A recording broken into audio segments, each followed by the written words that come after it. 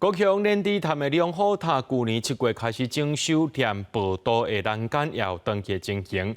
观光局表示，这步道的栏杆已经开始设警告，而且有登记咯，按算明年过年之前会当完工。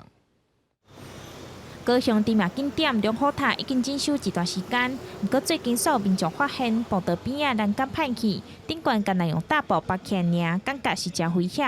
而潭水嘛因为油氧化变甲真垃圾。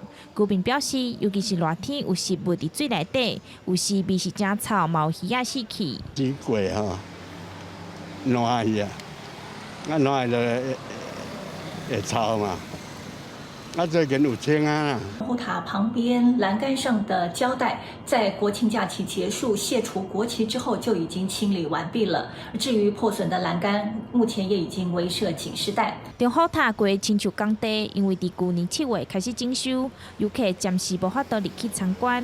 即马连周边的设施嘛需要修理。附近店家表示讲，生意加减拢有受到影响，不过嘛是真期待工程完工，会当带来更较侪观光人潮。上加减拢有啦，但是比这2年来差不多拢安尼啦，宽适好啦。现在整修这样子，很多人都喜欢来。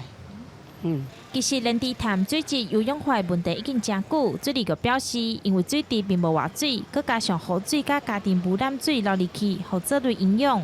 目前水利局会将民生污水流入去污水处理场来改善油氧化的问题，而且步道栏杆嘛要伫明年过年前完工，毋望会当予游客一个全新莲池潭。记者钟义辉、顾超勇高雄报道。